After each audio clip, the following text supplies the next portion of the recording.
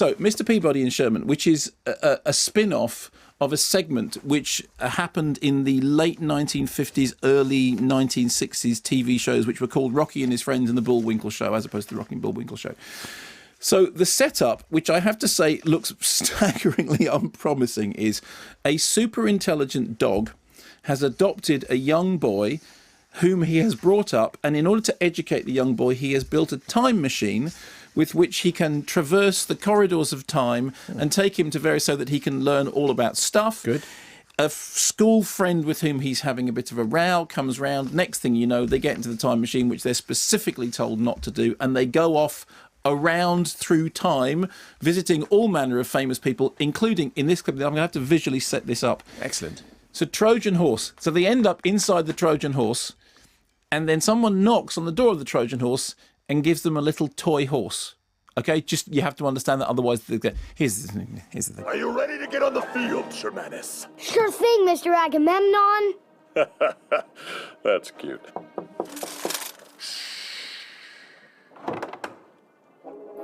Odysseus, what news do you bring? Someone left this for us. A present. Nice. It looks just like our horse. Should I bring it inside? It'd be rude not to. Go! I did not see that coming. Greetings, men of Athens, Sparta, and Thebes. Peabody here. Kill him! No! He's my dad. It's an adoptive relationship. So, what are you laughing at? No, it's just generally, life in general. Okay, so it's directed by the same guy directed Lion King, and you go in thinking this is going to be Freebirds, right? You remember the time-travelling turkeys one? There's the turkey, and he's going to be eaten, but then he's saved by the president and taken in a helicopter to the White House, and then the time-travelling machine comes down, and he goes back, and then he has to go back to the thing to stop Thanksgivings and give them all pizza, and you go, yeah, really? In the case of this, one could quite easily argue that the narrative is exactly the same kind of all over the place. You go, what? The dog adopts the thing, and then they get in the time travel, and then they go, and then there's Da Vinci, and then there's Einstein, and then there's thing, and then they all come back. But it's actually rather funny. I mean, it's not coherent, and it doesn't have the classic, wonderful narrative, timeless structure of The Lion King.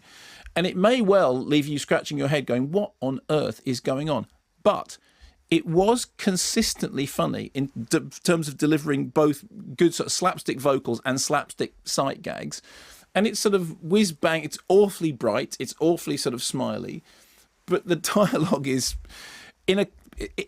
It demonstrates how much Freebirds would have got away with it had it actually been funny. But since Freebirds wasn't, you were just left there thinking, I'm sorry, the turkey's got to go in the time-travelling machine back to stop Thanksgiving to make them eat. What? No. Just because it's a kid's movie doesn't mean it has to have, to not make any sense. The same with the whole thing about the snail is racing the racing car, but he hasn't got a shell, and what's the thing with that? In the case of this, it demonstrated that, you can go, okay, dog adopts child and gets in a time-travelling machine and goes back and hangs out with Da Vinci and does all that stuff. You'll get away with it as long as A, it's big, brash and jolly to look at, and B, there are good jokes. And there are good jokes pretty much all the way through. And the funny thing was, I sat there in a room full of, middle-aged critics, and everyone, albeit reluctantly, started sort of laughing and chuckling and laughing. And by the end of it, the gags were getting sort of proper big belly laugh. So, I mean, it's, it is all over the shop, and it's sort of... It's got, you remember Bill and Ted, the first Bill and Ted movie, when they do the whole thing where they go back and they find Socrates and they find, the short dead dude who's Napoleon. They do all that stuff. Well, it's sort of like that, but for a younger audience and less coherent.